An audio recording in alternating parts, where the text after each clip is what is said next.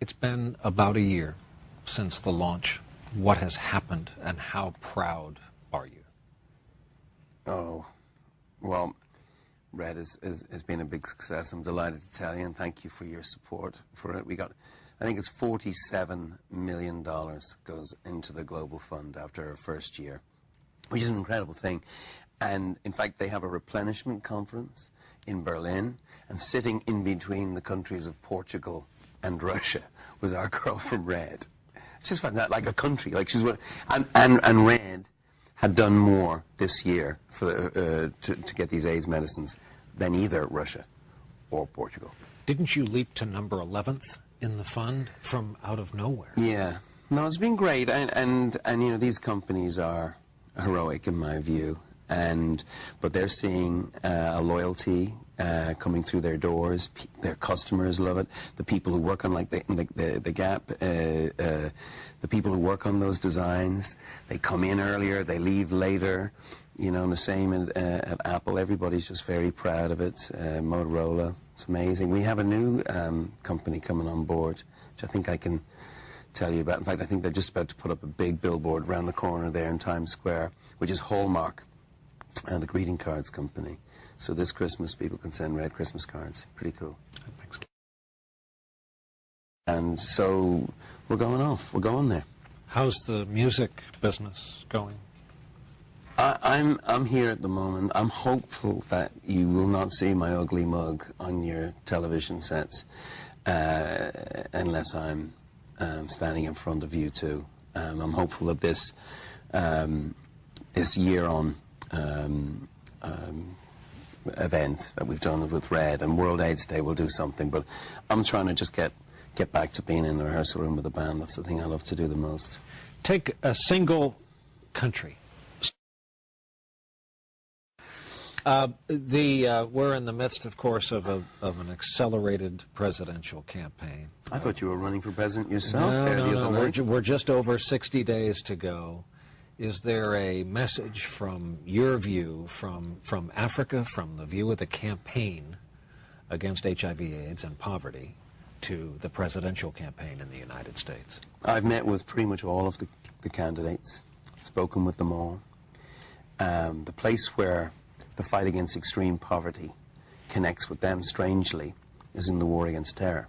Because they knock on doors every day of their presidential campaign, and one of the questions they get asked is, how are you going to stop them hate us?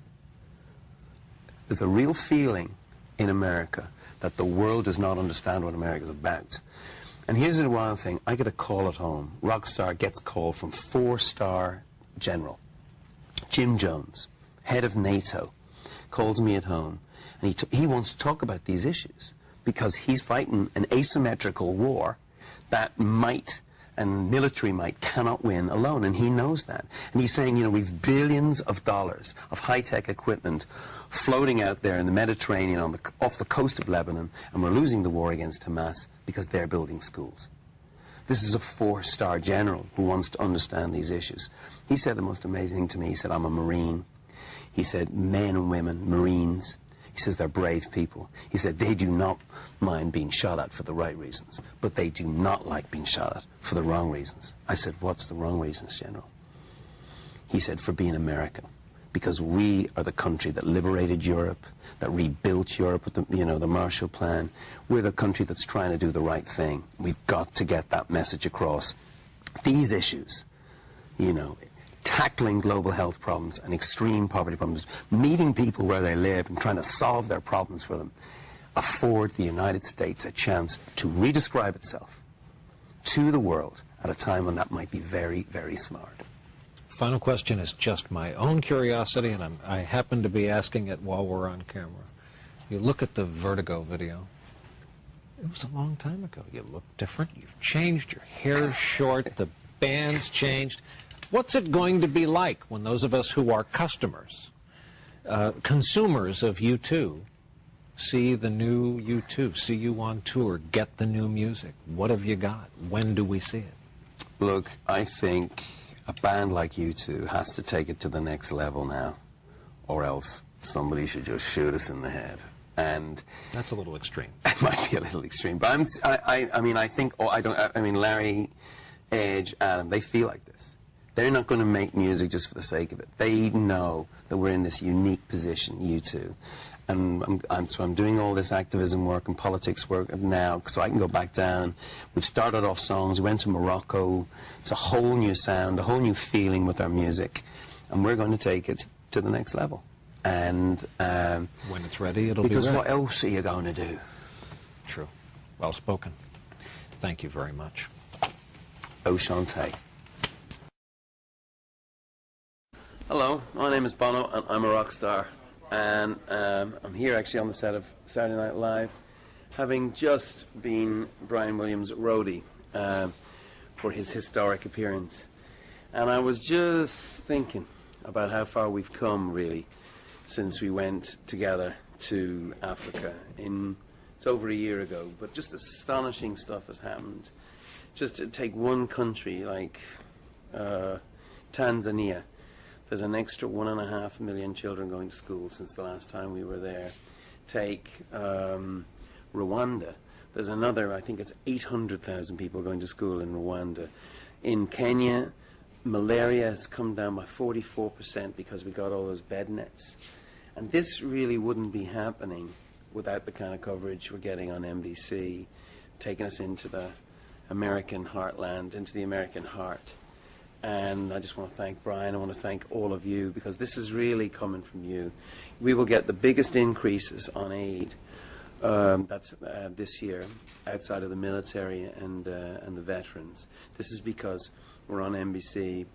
This is because the viewers, you people who are watching the program and part of this, the online piece, are interested in this stuff. And you know, this is the kind of America that you want the world to see, and I'm with you. So thank you.